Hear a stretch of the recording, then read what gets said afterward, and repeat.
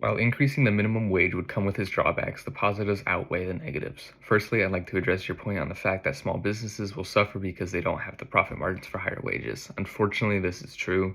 A lot of smaller, more unique, family-owned businesses will not be able to remain open with the higher costs, allowing bigger corporations to close the market gap. But there's an argument to be made from this. Are these businesses, specifically the ones that wouldn't be able to keep up with the higher minimum wages, even viable operations in the first place? According to JP Morgan Chase, 56% of all small businesses only have between 1 and 4 employees, 32% have between 5 and 19, and the remaining 12% have 20 plus. In addition to that, the Economic Policy Institute notes that the largest federal minimum wage increase has been 60 cents, and the largest minimum wage increase in California has been $1. Even in our modern day, we are not seeing wages increase over $1. If we were to increase minimum wage periodically, small businesses wouldn't have to see huge minimum wage jumps above that dollar range.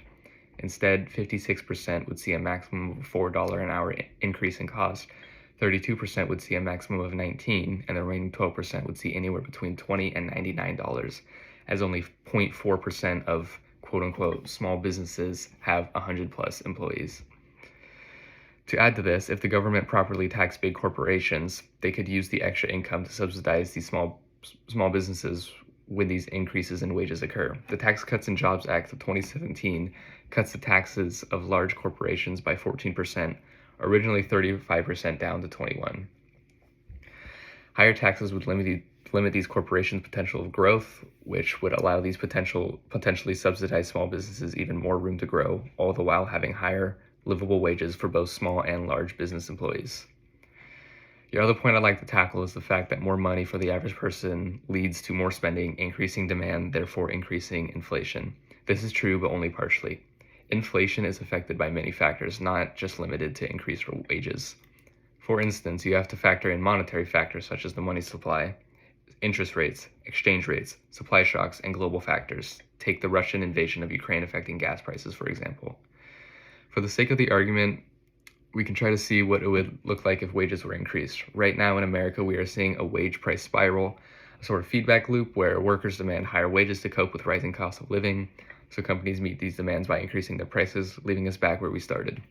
This is probably what we would see if America started raising the minimum wage. However, if we go back to the point I discussed earlier, where the government would properly tax these large corporations and subsidize smaller ones, we wouldn't be faced with this issue. Smaller businesses would still be able to pay their workers and even potentially have room to expand, as the larger corporations would be getting substantial tax increases. It's hard to tell exactly how much money would be required to subsidize all the small businesses. However, for reference, the Hoover Institution estimates that the U.S. spends around $100 billion in business subsidies.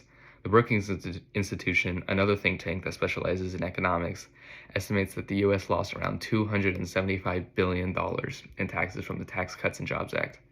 While I can't be certain, it seems safe to say that we'd have enough money to subsidize enough small businesses if we replaced the TCJA, all the while being able to raise minimum wages without any substantial economic shortcomings.